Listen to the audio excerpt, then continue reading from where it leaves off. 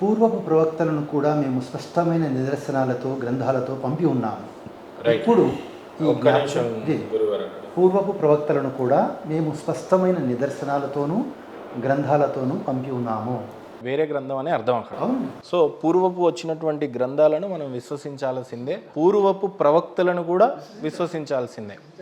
Right. ఇప్పుడు పూర్వపు అంటే సరదాగా మీ చేతిలో తౌరాత్ లేదు ఇప్పుడు, కాబట్టి అందులో ఉందో లేదో తెలియదు, కాబట్టి మనం మాట్లాడాల్సిన పనిలే.